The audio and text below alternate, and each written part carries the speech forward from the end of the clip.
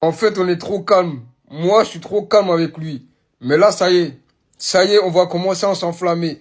Vous avez vu là le but qu'il vient de mettre? Everton, ils affrontent Sunderland. Sunderland, ils sont bien classés. Là, ils gagnent, ils sont deuxième. Il a mis un but. Je ne vais pas mettre la vidéo là. Allez voir vous-même. Il a fait tout terrain. Tu sentais qu'en fait, les adversaires, ils avaient peur. En fait, il a dribblé sans dribbler. Je sais pas comment l'expliquer. Il est passé, ils étaient 5 sur lui. Il est passé, il a fait un tout droit, il a marqué. Tellement ils avaient peur de Graille. En fait, les défenseurs, ils faisaient que reculer, ils avaient peur de manger un geste. Du coup, il est allé tout droit, enroulé, but. Everton, voilà, faut dire la vérité, on aime bien, mais c'est trop petit pour lui. On veut un transfert l'année prochaine ou en hiver. Voilà, Everton, c'est devenu trop petit pour lui. On veut un grand club, un plus grand club que Everton. En tout cas, il a mis un but incroyable. Gallagher aussi, quelle première mi-temps et le match. Dommage, je peux pas regarder la deuxième mi-temps parce que là, je suis KO. Mais le match, les gars, et il y a de l'envie, il y a de l'intensité. Tout ce qu'on aime. Voilà, c'est pour ça qu'on aime le championnat anglais. En tout cas, les gars, venons, on commence à s'enflammer sur lui. Ah, c'est ça une journée au travail, Iliman Ndiaye. La vérité, le football, je le vois. Ah, c'est ça? C'est ça être Sénégalais? Ah ouais. À l'OM, ils ont perdu ça? Il est trop fort. Je suis choqué, il est vraiment trop fort, les gars. Le football que j'aime, il est là. Le football que j'aime, c'est lui, les gars. Il était chez nous. Il était marseillais. Et si c'est pas lui, le futur meilleur joueur africain, il est en train de retourner la première ligue. Il vient de marquer ce soir. Allez voir son but. Élégance, technique, efficacité. Numéro 10 à Everton. Imaginez-vous juste s'il signe dans un meilleur club. Déjà, préparez-vous. J'espère qu'il va pas se blesser. À la CAN, il va tout retourner. Ensuite, il va changer de club et à la Coupe du Monde, il va tout retourner. Le Sénégal, ils sont forts. Mais Iliman Ndiaye, il est trop fort. J'en ai un, moi, Pardon? Iliman Ndiaye, Ouais. que j'ai trouvé dans la lignée de ce qu'il a fait avec Everton depuis le début de saison. On parlait de transfert à 60 millions à l'Inter Milan. On n'est plus surpris, quoi. Comment ce joueur, moi, ce qui me fascine, Thomas. C'était la note pour Iliman Ndiaye. Ce qui me fascine avec lui, c'est qu'il a été pris de peur au vélodrome, de tension.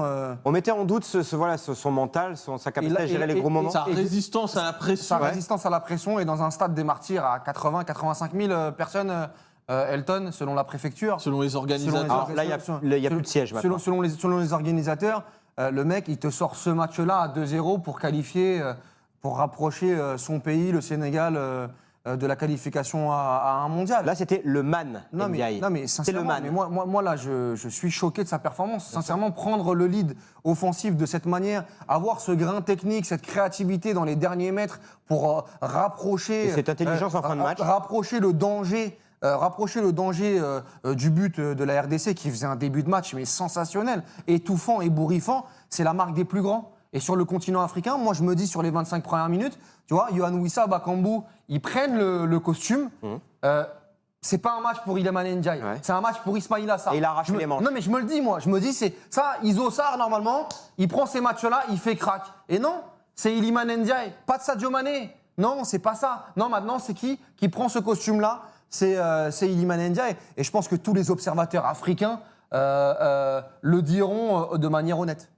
Quasiment un 9,5. Hein. C'est un plébiscite pour Iliman Ndiaye. Un petit peu de... Non, un peu, ouais. J'ai un peu la gorge sèche.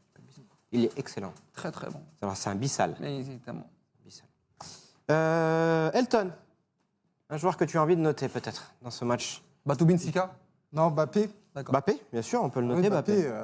encore. Nico Williams, Lamine Yamal, deux joueurs, deux frères, deux potes, deux Espagnols et surtout deux joueurs qui sont sous pub Bagi. Reste à voir comment les deux pubs Bagi vont se traiter. La Coupe du Monde, c'est dans longtemps. Et l'Espagne commence déjà avec de véritables problèmes. Blessure de Carvajal, blessure de Rodri, pubalgie de Lamine Yamal et de Nico Williams. Même un Fabian Ruiz qui a du mal à retrouver du rythme. Mais bref, parlons des pubalgies. Il y a Marca qui nous explique que Nico Williams souffre toujours de pubalgie. Il continue de jouer malgré la douleur et l'équipe médicale d'Athletic Club étudie toutes les solutions possibles. Dans le pire des cas, il pourrait être opéré, ce qui l'éloignerait des terrains pendant 2 à 3 mois. Et quand on voit que Lamine Yamal souffre de la même chose, moi je vous mens pas les gars, il est blessé depuis le mois d'août, septembre. Le Barça de août à novembre, on n'est pas forcément ouf. Si on apprend plus tard que finalement il n'y a aucune solution de plus, Lamine Yamal doit se faire opérer, qu'est-ce que ça va me saouler les gars, parce qu'on aura perdu beaucoup trop de temps.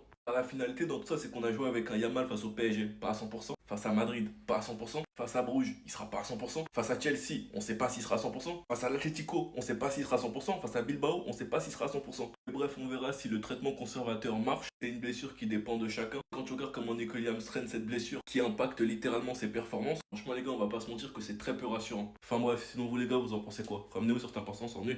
Après Nico Williams, après Lamine, Palmer, je sais pas si c'est la pubalgie exactement, mais je sais qu'il a une blessure à l'aine. Bah maintenant, Mastantuono souffre d'une pubalgie. La durée de sa convalescence est inconnue pour le moment. Les gars, cette blessure, cette saison, elle est en train de frapper tous les jeunes footballeurs. Et je me demande, les gars, cette pubalgie, elle date de quand? Parce que Mastantuono, il a eu une baisse de niveau du jour au lendemain. Moi-même, les gars, je comprenais pas. Les Madrilènes étaient en train de lui tomber dessus en expliquant qu'il s'était fait scam. Mais peut-être, les gars, que cette gêne explique son niveau. En tout cas, du côté du Real, je me demande comment ça va être traité. Mais franchement, les gars, j'espère que toutes ces blessures ne vont pas nous gâcher le plaisir de cette saison. Tu regardes Doué, tu regardes Dembélé, tu regardes Yamal, tu regardes Nico Williams, maintenant Mastantuono, Palmer, Rafinha, Musiala qui s'est baissé durant la Coupe du Monde des clubs. Les gars, c'est une saison Coupe du Monde. Déjà que pour l'instant en Ligue des Champions, on devait avoir des grosses affiches qui ont été gâchées à cause des blessures. J'espère que ça ne va pas empirer par la suite. Et j'espère qu'on pourra vivre cette Coupe du Monde avec des joueurs à 100%.